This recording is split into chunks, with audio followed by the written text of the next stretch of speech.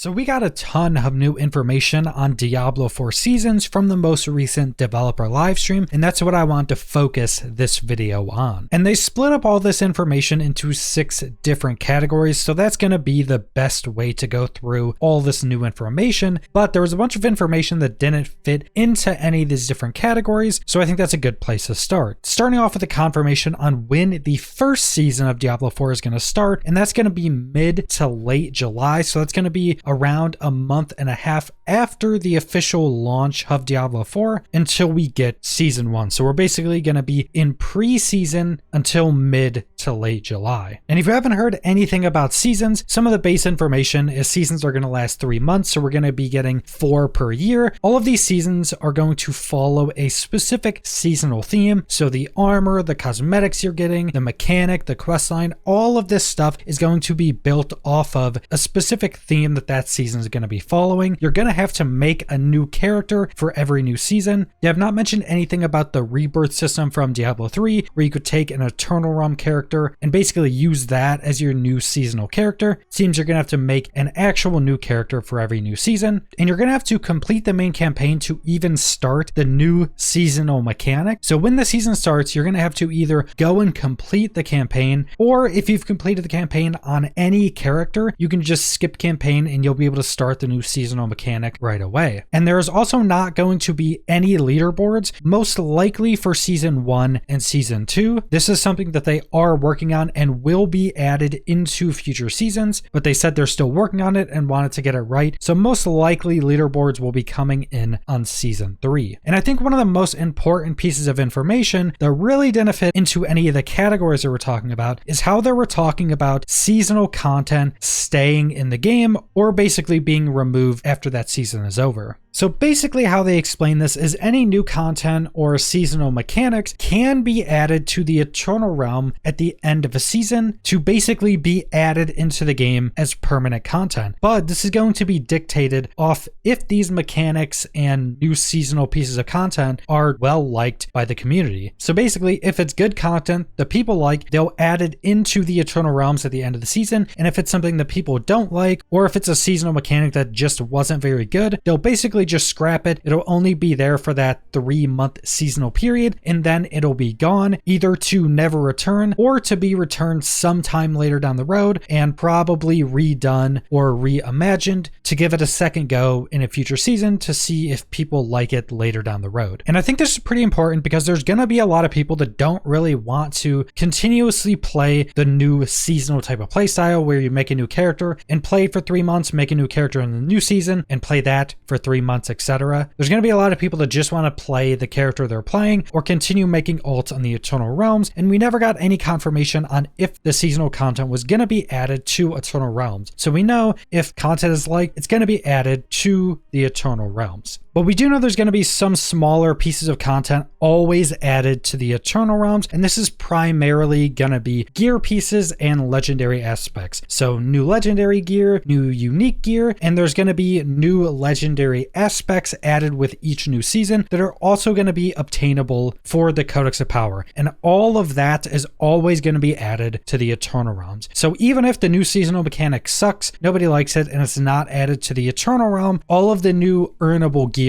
will be. And the first of the 6 categories they went over was the Seasonal Questline. Now this is not going to be following the main story of Diablo 4. It's not going to be following Lilith or Anarius. That main story continuation is going to be continued with future expansions. That's where you're going to get more of that big main story, but every new season is going to still have its own questline with voice acting and cinematics, but it's going to be following a more self-contained story that is themed around the season, and that's also going to help explain the new seasonal mechanic. And again, they're trying to base everything in a new season around a specific theme. They gave the example of zombies, so if a season was based around zombies, all the cosmetics, the new mechanic, the new story, everything would be based in some way around that theme. And besides just the kind of main seasonal story that helps explain these new mechanics as well, there's also going to be handfuls of other side quests and side stories that would also be transferred over to the Eternal Realms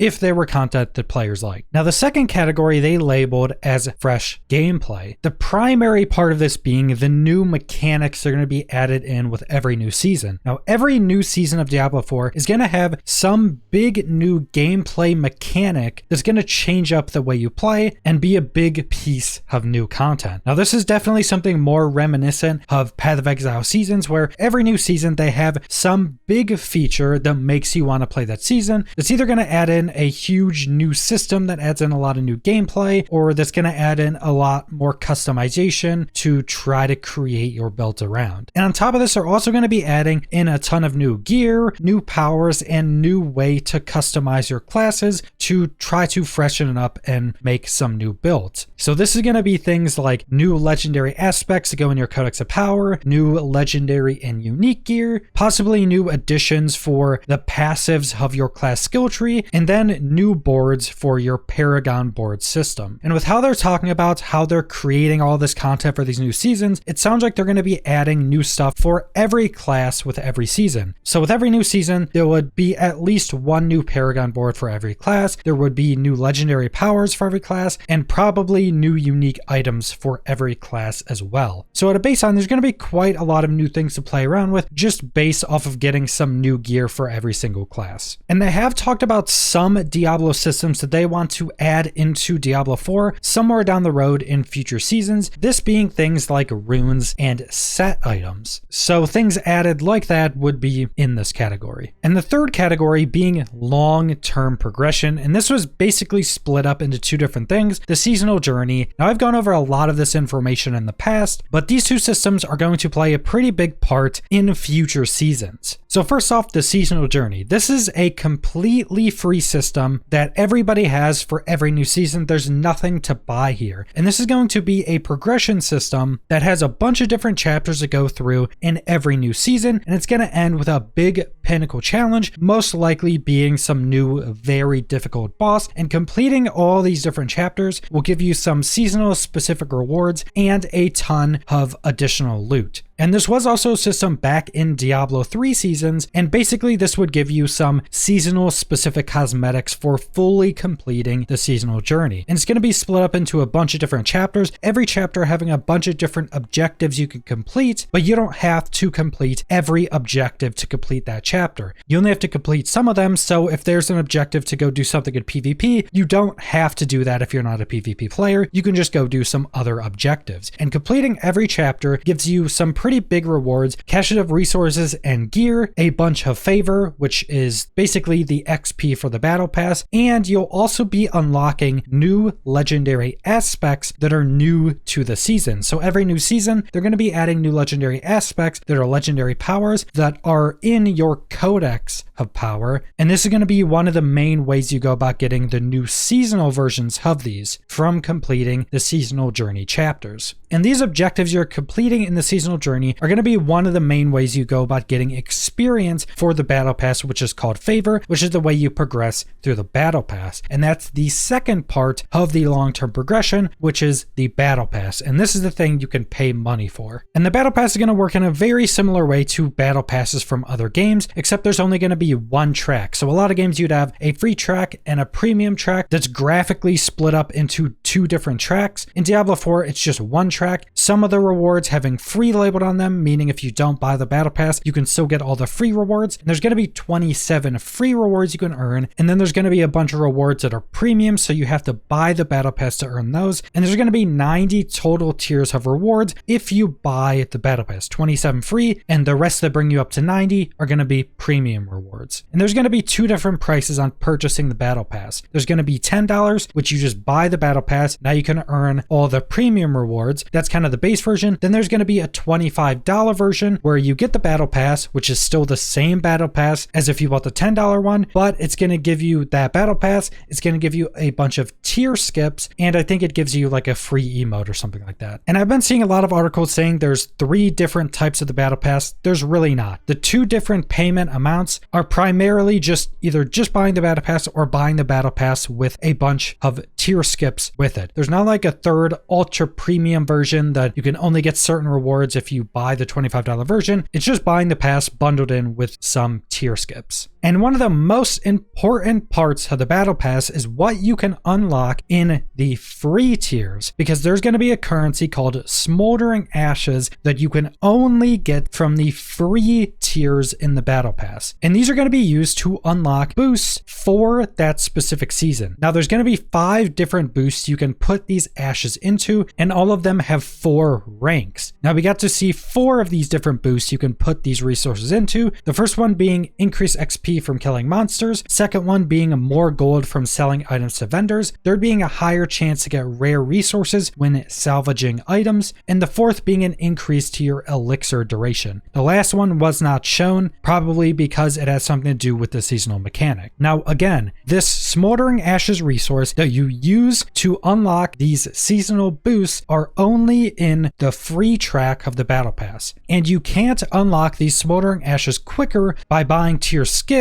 because you also need a character at a certain level to unlock these Smoldering Ashes. And I think there was one example showed where you would need to be level 10 to be able to obtain the first Smoldering Ash unlock. So if you go and buy tier skips to completely fill out the battle pass like day 1, you're not going to be able to get any of these Smoldering Ashes because you're going to have to level up to obtain them in the first place. And they're probably going to balance to where once you get to that level, you'll basically earn enough battle pass experience to unlock that Smoldering Ash unlock anyway. So there's no way to buy power in this battle pass. There's no way to get any of these boosts by paying money or buying tier skips. Anything that can affect gameplay is free, and you can't pay to unlock it quicker. And the battle pass is going to follow along with the season, so a battle pass is going to last the full 3 months of that season, then a new battle pass is going to come in with the next season. And again, the only thing you're going to be getting if you spend money on the battle pass is additional cosmetics. There's nothing you're going to miss out on in terms of gameplay or power if you don't buy the battle pass. I personally just think of this as buying more cosmetics from the shop. Now their 4th category was quality of life, and this is something they've talked about in the past,